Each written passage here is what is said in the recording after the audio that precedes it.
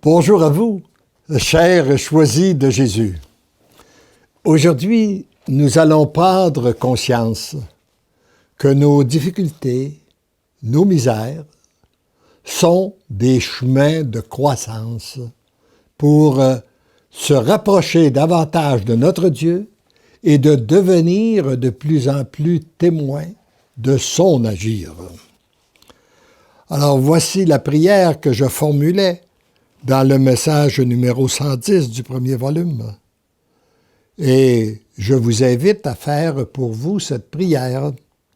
Seigneur Jésus, venez à mon aide dans l'angoisse que je vis présentement. Qu'est-ce que j'ai à apprendre? Qu'est-ce que je dois corriger? Je vous donne cette situation et mon impuissance. Merci d'entendre ma demande. Je vous aime. Mon tout petit, viens te blottir dans mes bras. Déjà, c'est beaucoup mieux pour toi. Je suis là et jamais je ne t'abandonne. Plus on s'approche de notre Dieu, plus on découvre sa présence, et comme il le dit là, ça va toujours de mieux en mieux. Il a dit « Remettez-moi vos fardeaux, vous trouverez que mon joug est léger. » Fais-moi confiance, et tu verras que ta foi est petite, frêle et fragile. À travers ces difficultés, tu avances vers l'autre rive. Ne cherche pas à comprendre, accepte mon amour. Et lorsqu'il parle d'une autre rive, il s'agit de la transformation de notre cœur. Au lieu de vivre uniquement au niveau de notre tête, d'essayer de tout analyser, de tout comprendre, de tout corriger, c'est d'apprendre à vivre au niveau de notre cœur, en mettant notre confiance en lui laissant toute liberté d'agir, afin que nous soyons témoins de son agir. Et dans l'enseignement se continue, dans le message 111, « Mon tout petit, sois sans crainte. L'amour est plus puissant que tout, plus puissant que les difficultés et les adversités que tu rencontres sur ta route, beaucoup plus puissant que ceux et celles qui se croient puissants. Toi, tu n'es rien à côté de la puissance de l'amour. Prends à nouveau conscience de cette réalité et accepte-la. Plus on met notre confiance en Dieu, plus plus il peut agir et plus nous sommes témoins de son agir.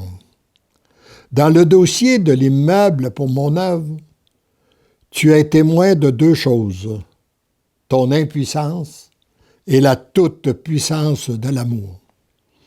Car nous venions de conclure une entente pour une maison, pour une nouvelle communauté à Sherbrooke, et tout s'est déroulé à la merveille. Alors, cette vérité que tu découvres dans ce dossier, elle est la même partout.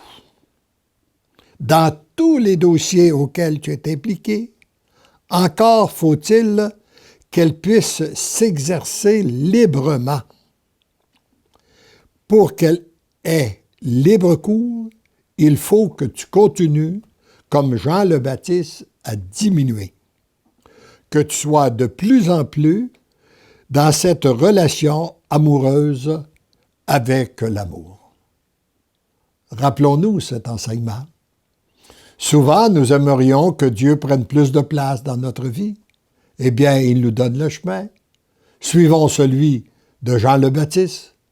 Acceptons de diminuer pour que lui prennent de plus en plus d'espace en nous. Le premier pas, c'est toujours de te laisser maîtriser par l'amour. Dans un autre enseignement, il dit « Très peu de gens accueillent l'amour que je veux déverser dans les cœurs. Mais encore beaucoup moins acceptent de se laisser maîtriser par mon amour.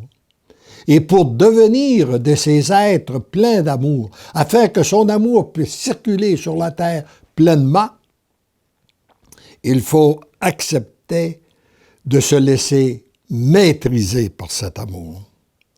Reconnaître ton impuissance, accepter que l'amour t'aime et que tu deviens l'amour. Tu seras de plus en plus témoin de la puissance de l'amour.